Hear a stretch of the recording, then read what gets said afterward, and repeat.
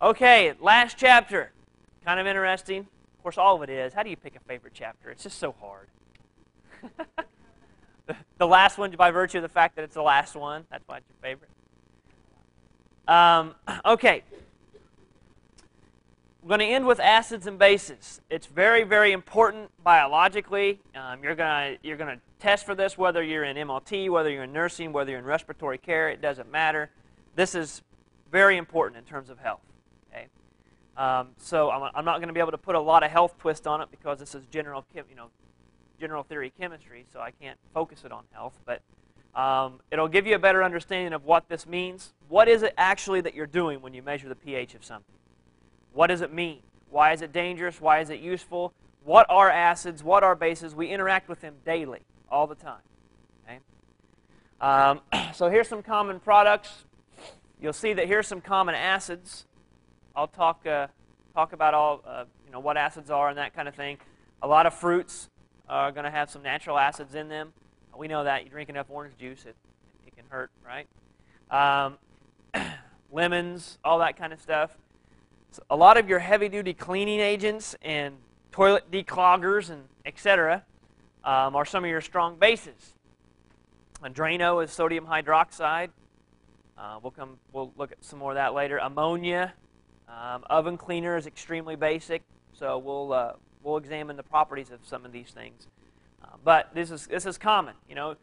You open up your cleaning cabinet at home, you're going to find some of this stuff. You're going to find bases. You're going to find probably more acids in your food pantry than anywhere else, if not out in your barn if you have any like muriatic acid or use any cleaning agents outside, like on concrete or anything like that. You can certainly, with acids and bases, there's plenty of reactions right at home that you could mix and make. You guys know the Works bomb, right? A little Drano, a little aluminum foil. I'll talk about that a little bit later. I'll show you the reaction that makes this happen. Usually metals don't react and evolve a gas when you mix them with bases like that, but aluminum is a rare instance, which makes it handy because it's cheap and makes for a good bomb. All right. First of all, we got to revisit electrolytes. Now we know, I mentioned this already, an electrolyte is going to be something that can dissolve entirely. Its pieces will fall apart into solution, and it is going to be ions that are floating in solution. And they have the ability to distribute electrical charge. They can move electrons around. That's what an electrolytic solution does. Okay, so your salts are going to be electrolytes that are soluble in water, like your sodium chloride is a salt, your sodium nitrate, all these things that are salts. They are ionic compounds that dissolve in water. And they are all very strong electrolytes. We're going to judge the strength of our electrolytes on how well it dissolves. If it dissolves very well and all the pieces fall apart, then it's a really strong electrolyte. If some of the pieces fall apart, but some of the molecules stay together, then it's going to be a weak electrolyte. If none of it falls apart and all of it stays together, it is a non-electrolyte. Okay? I mentioned this a little bit before. All right, so what makes acids acids? The most important element associated with acids, as you already know because we memorized a bunch of them and learned how to name them, is hydrogen. Okay? Hydrogen is what makes something acidic because hydrogen is the tiniest atom, and as it is dislodged and as it goes somewhere, it likes to react with things, and that makes it of chemical significance. All right, so acids are going to form, if acids are dissolved in a water solution, they're going to form free-floating hydrogen ions in that solution that are going to be of interest to us. So why are bases studied alongside with acids? Acids. Not so much with the first. Just like a runner, I don't even know how that happened. Just like in softball, baseball, whatever, you have a base that accepts a runner. You're going to have a situation with a base that can actually accept the hydrogen. It'll react with hydrogen. It will combine with hydrogen, and you've heard of neutralization, right? We talked about neutralization reactions. What bases will do is combine with hydrogen ions in these water solutions. All right. Another thing, though, that they will do that you can witness is not just combining with hydrogen, just sucking hydrogens out of solutions, but they actually can put hydroxide ions into solution. Okay, so your really strong bases are going to be like your sodium hydroxide, lithium hydroxide, things like that. This will all, I'm just introing here, we're going to talk about all of this. Okay, so it may either, that means that a base could either, if you drop it in solution, it may fall apart and release a hydroxide ion, or it may react with water and yank an OH from water and leave behind an H. Okay? If it yanks off an OH, then it's going to put those hydroxide ions in solution. And if it's going to leave, if it just depends. I'll show you what I mean a little bit later. All right. So how did acids get their name? Anybody need to enunciate? I have a poor enunciation problem. Yeah, that's what I get from backwoods Indiana. Anybody speak German? No German speakers in here? The German word for acid is sour, like sauerkraut. Acids, well, it is. That's how it's made. I mean, it's made from acid secretions from microorganisms. That's how you make that stuff. They taste very sour. Lemons are very acidic. Bite into one. They are named sour because of that. But what they do, some characteristics about them, they have a sour taste. They react with metals. Okay, we know that they can dissolve metals a lot of times. So you take a piece of zinc, you take a piece of magnesium, drop it in hydrochloric acid, it'll dissolve. It'll just separate out into its ions. Like in this case here, if I take a piece of aluminum, drop it in hydrochloric acid, look what's going to happen. I'm going to get aluminum chloride, which will be an aqueous salt that will stay dissolved. I don't have that aqueous labeled up there, but that's what it would be. And you would have hydrogen gas evolved from that, and it would all bubble and fizz. When you drop metal in acid, you'll see that. And usually always that bubbling and fizzing is going to be associated with hydrogen release for when this falls apart. Okay, because think about what is happening. Hydrochloric acids means that you've got a solution that's mostly water, and suspended in that water is a whole bunch of hydrogen ions and chloride ions that are all floating around. That's a hydrochloric acid solution. So when I drop in aluminum, what happens is the aluminum sticks onto the chloride. Well, they don't really stick together. They form a solution. The aluminum and the chloride gravitate towards one another. And what will happen is now the hydrogen is sort of left out of the loop. And if the hydrogen is left out of the loop, hydrogen is a diatomic molecule. If you remember, the diatomic molecules, if there's nothing for them to react with, they will react with themselves, and they will form a gas. And then that's what will happen here, and then it'll come back up out of the solution.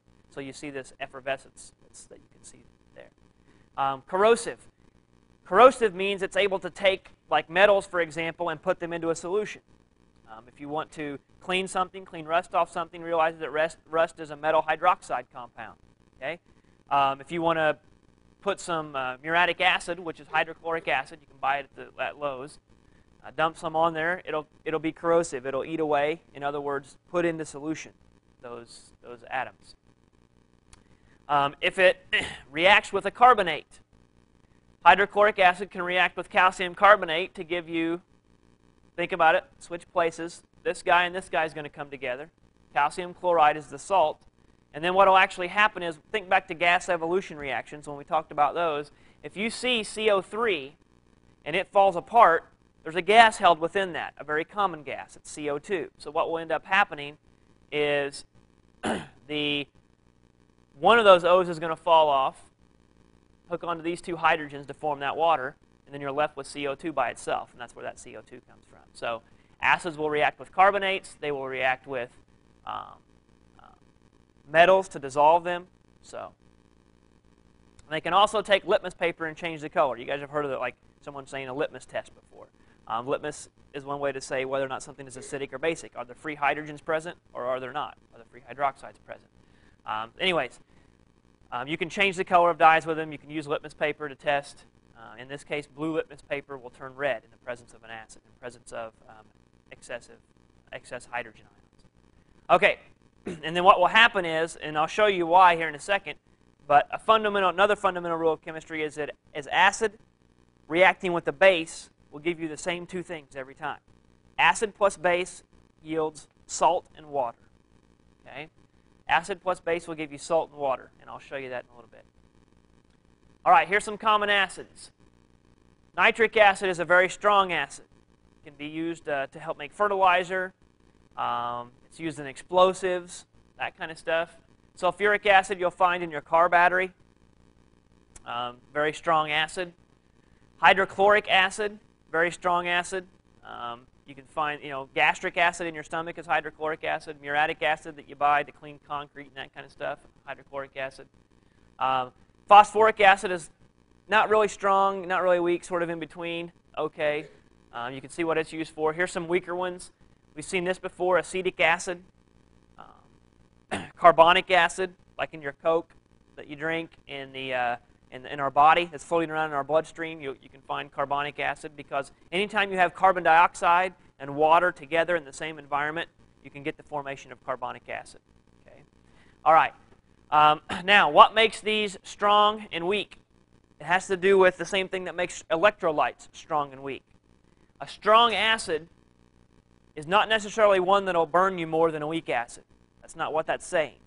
What it's saying is that when you put it into solution and you put it into water, it will fall apart very easily and separate and release a bunch of free hydrogens floating around. Okay? Now these weak acids, like hydrofluoric acid, if you get this on you, if you get a concentrated enough solution on you, it'll burn you just as bad as any of these strong acids will.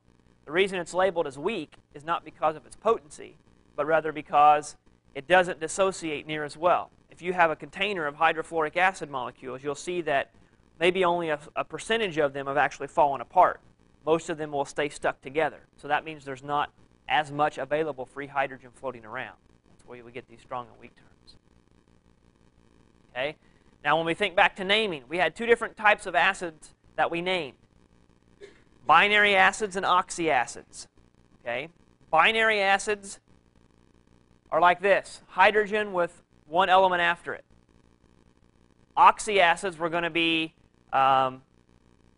using polyatomic ions in the presence of oxygen. Okay? Whenever a hydrogen hooks on with a polyatomic ion, then you've got an oxyacid.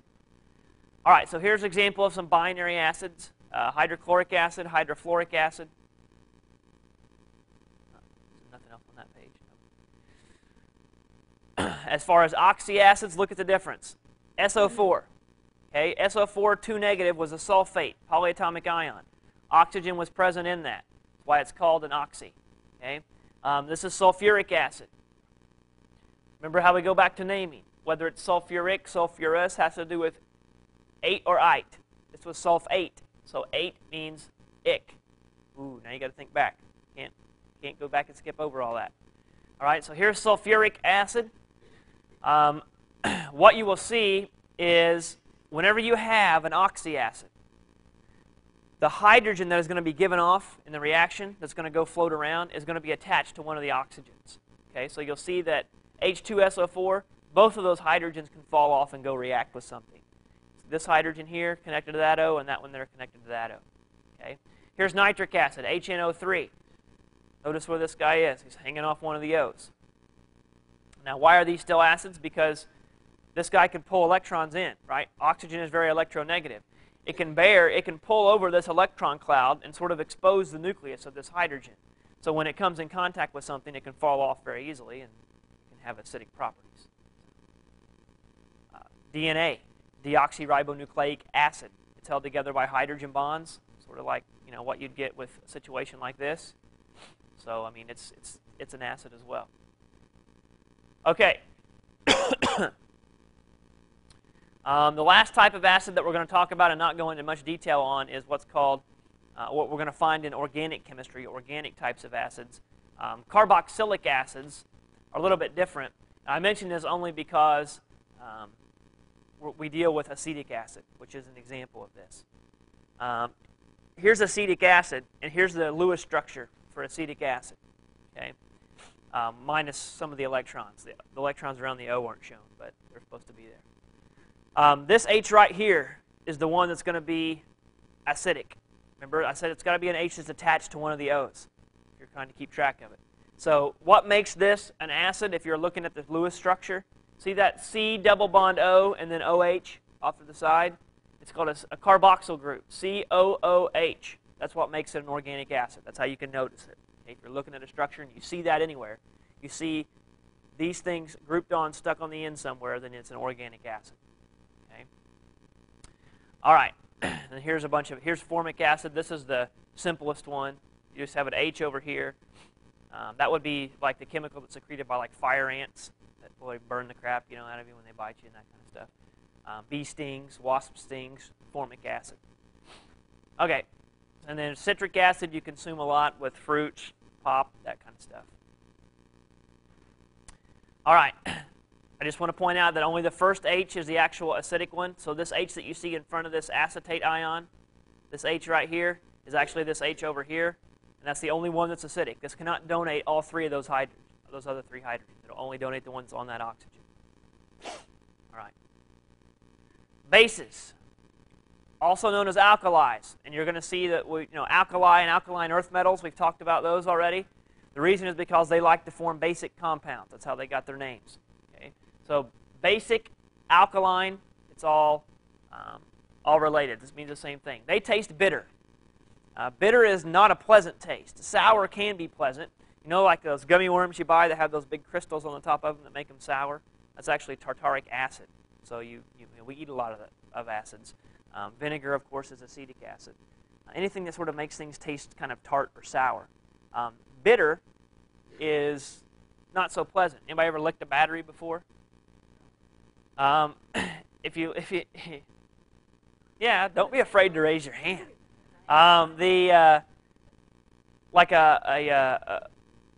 Hydroxide compounds can form, from when you learn about the electrochemistry of batteries, but that's like a bitter taste. Like really nasty coffee may have a bad bitter taste. I don't know. A lot of good things that you eat. Okay, yeah, well, yeah. The bitter is not pleasant, whereas the sour can be, is what I'm trying to get at. It's kind of hard to explain, but as for an explanation as to why this is the case, it's kind of interesting that most of the toxins that are out there, like a lot of the plant chemicals that are bad for us and that are poisonous, actually are alkaloid, called a plant class of chemicals called alkaloids, which are basic in nature. So perhaps there's a connection there, like a protective purpose. We don't like the taste of bitter because it can protect us from bad things, at least at some point back in history. Anyways, so often these alkaloids are poisonous. But in any case, bases are bitter. If you taste them, they're also very slippery. Like soap, for example, that you use, it's actually very basic in nature, chemically. It likes to give off hydroxide ions or take in hydrogen ions. It also feels very slimy. A lot of these other bases, if you could touch them and put them in your fingers and feel them, they'd feel kind of slimy and slippery. All right. They, too, can change litmus paper colors, but instead of going from blue to red, it'll turn red litmus paper blue, back the other way. So. And then, of course, they will react with acids to form salts. We call that neutralization when that happens. So here's some common... we use a lot of these actually more for cleaning purposes. But there's also some antacids up here. Sodium hydroxide, I don't know if lye, and we've all heard of lye. That's what it is. Lye is a very concentrated form of sodium hydroxide. That's why it's dangerous stuff. It'll burn you like an acid. It'll feel like an acid. But the difference is what a base will do is strip off hydrogens.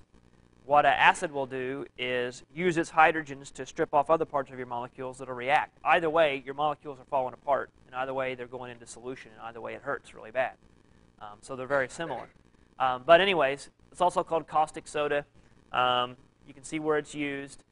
Potassium hydroxide, you can see what it's used for. These are very strong bases. Notice that the strong bases share this polyatomic ion in common.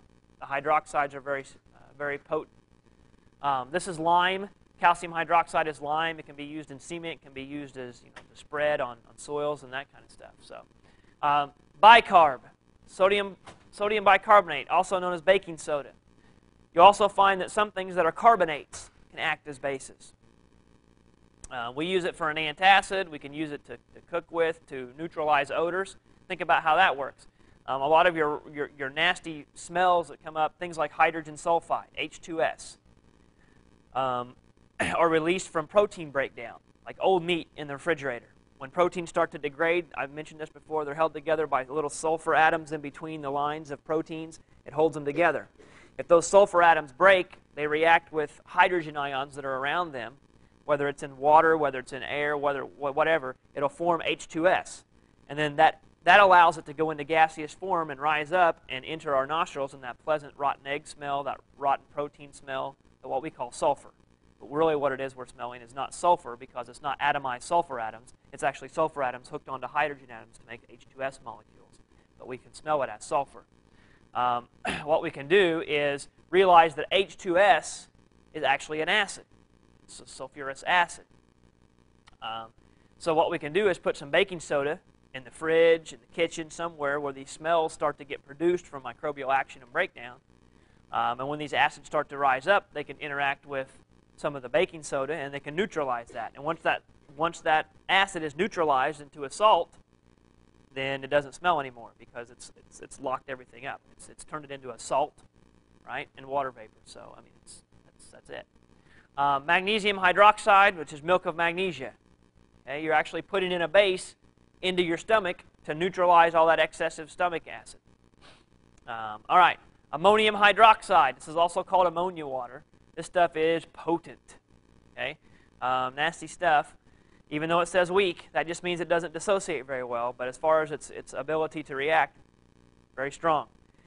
You'll use this in fertilizer, detergents, explosives. You use ammonia in the manufacture of like TNT and other explosives.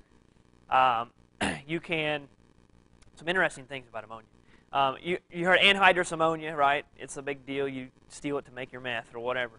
Well, why? Because you can use this as a base as part of that chemical reaction, as part of a way to break down a certain point along that process. But anyways, you want anhydrous would be because there can be a little tail of water stuck to it. Anhydrous means it's in its purest form. There's no extra molecules tied up in it anywhere. You get more bang for your buck.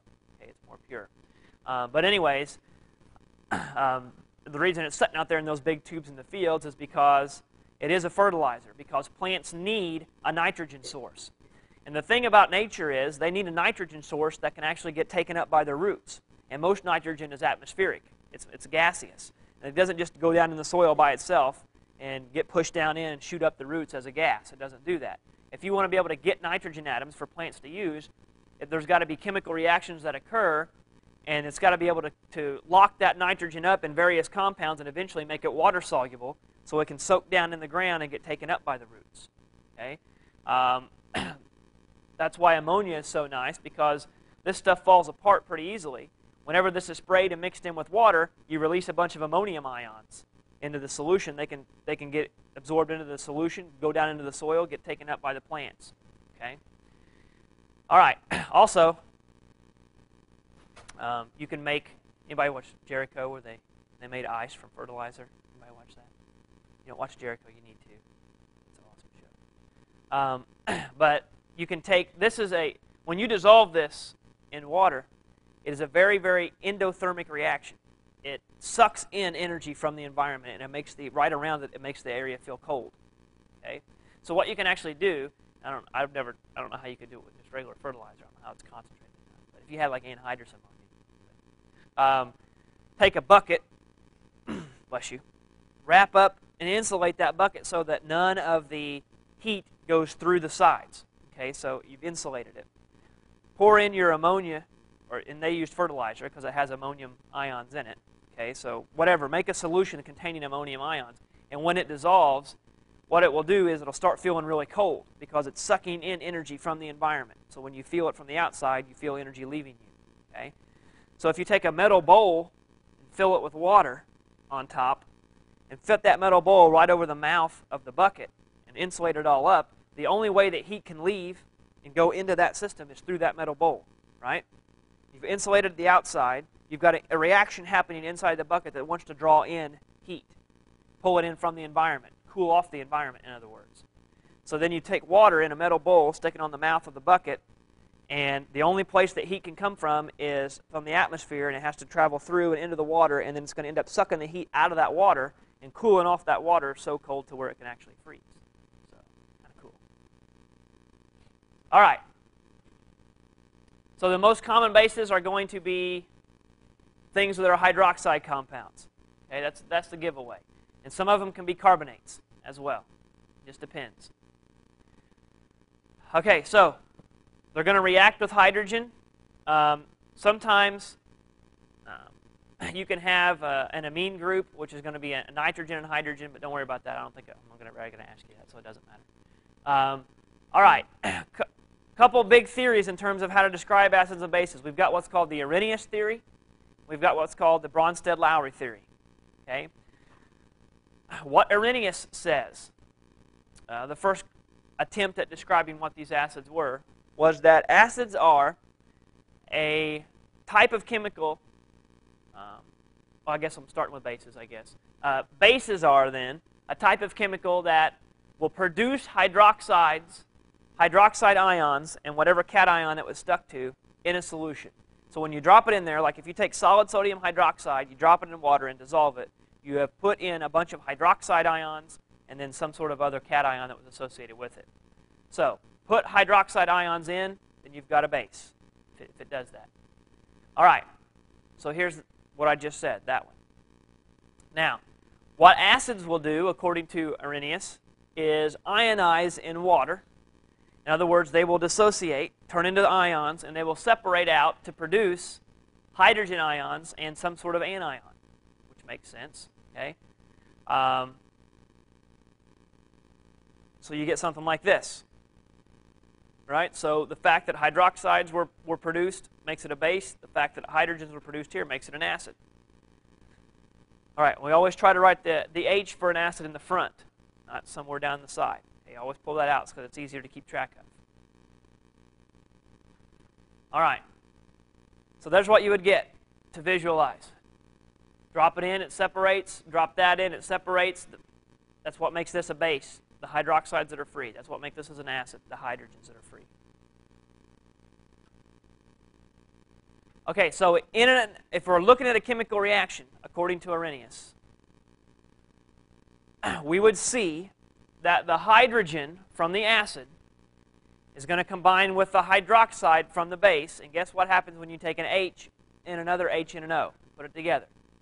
You got H2O. You get water. Okay. So what might be helpful then, like I mentioned before, but especially in this chapter, to start thinking of water as this. Think of it as a hydrogen ion and a hydroxide ion coming together. Okay, so HOH. Now, what will then happen is realize that where did this hydrogen come from? Well, something was stuck to it, right? Some sort of negatively charged ion. This has something positively charged attracted to it. What will happen is its partner and this guy's partner will hook up and come together. That's what this says. The cation from the base, whatever was positively charged, combines with the anion over here from the acid that was stuck to it to make a salt. That's why I said acid plus base gives you salt and water. Okay? Take a look at hydrochloric acid and sodium hydroxide. H, OH, H2O. Cl, Na, NaCl. Okay, that's what happens when they come together. So the product, you could take something very dangerous, take hydrochloric acid. You could take something else that's very dangerous, sodium hydroxide, put them together, and then drink the solution when you're done, if you really wanted to, assuming that you've been comfortable in your math, that you've calculated things correctly, and you've neutralized everything that was there. Okay? So in theory, you could take muriatic acid. You could take, well, I would say you could take Drano, but there's other stuff in Drano, assuming Drano was just sodium hydroxide. Or lye, you could take a lye. You could take muriatic acid, you could take lye, both of which would burn your esophagus and maybe kill you. Mix them together in the right proportion, and you could drink the salt water that would be produced from that. Okay? Science fair experiment. Have your kids do it. All right. However, there was a little bit of a problem with Arrhenius' theory because it did not account for everything. For example, it did not explain why ammonia actually acts like a base. It can neutralize an acid, but yet you see no hydroxide ions associated with ammonia. So how then could that be the definition of a base, something that gives off hydroxide, because there's no hydroxides to give off? Okay, this required now a modified definition of what these things were. Okay. Also, we can actually look and find that hydrogen ions don't actually exist in water. I said that they dissolve and they float around, and that's true for that slide, so that we can get to this slide. What actually happens is whenever that hydrogen is given off, a unique ion is formed, because what will happen is that free-floating hydrogen will stick to a water molecule, one that's not been part of the reaction. And what will happen is you get something called, you'll have to know the name of this, a hydronium ion. A hydronium ion is a water with an extra hydrogen. So it's H3O. And so because of that extra hydrogen, it has a positive charge. Now, hear me when I say this. From this point on, you can think of hydrogen and hydronium as the same thing. Because when we're going to start keeping track of hydrogen and hydronium. We're going to start trying to figure out how much of it is there. So whether or not we count the individual hydrogens, or whether or not we decide to count in the form of hydronium, it doesn't matter, because either way we're still counting that one hydrogen. Okay? So we can mix those two together. It's okay. We can use them synonymously. All right. So there's what you get. All right. Just a quick review, because we're going to see a lot of double-headed arrows in these acid-base reactions and that kind of stuff. Remember that if I have reactants that are reacting, I have products that are forming, and I have a single arrow that points towards the products. What that tells you is that that reaction goes to completion. All the products react, and all the reactants react, and you will get all the products that you see. If you see something like this, it's a reversible reaction. That means probably most of the products are forming, but some of the products could recombine and come back and form some of the reactants. So it's sort of bouncing back and forth. There's not a complete move from all the reactants over to the products. It's sort of a transition, a gradual thing. And just so you know, a double-headed arrow is generally written like that. In these notes, you'll probably see them like this. Either way, it means the same thing. Okay? It's reversible. It can go back in the other direction. All right, I'm going to talk about the Bronsted-Lowry theory. That's where we'll try to wrap it up. But in a Bronsted-Lowry acid base, this is a second theory. So Arrhenius said an acid is something that increases the number of hydrogens present in a solution, and a base is something that increases the number of hydroxides. But like I just said, that's not all-inclusive. We found ways around that can't explain anymore what is happening. So we get Bronsted-Lowry's definition. What they say is that if you have an acid-base reaction, what you have is a hydrogen that is transferred from one molecule to another. Okay? It's a little bit different. It's sort of the same, but it's a little bit different than the previous theory. Okay? Because this does not have to take place in an aqueous solution. Some things you can react not in aqueous solutions and still get an acid-base reaction. It's a much broader definition than we just looked at. All right. So, by this theory, we say that acid is a hydrogen donor, and we say that base is a hydrogen acceptor. We leave out the hydroxide part, basically. We're saying that a base is anything that has the ability to absorb or grab a hydrogen. And an acid is something that will give off that hydrogen. Okay? All right. So if this is an acid, so you've got a hydrogen, H something, it could be HCl, H anything.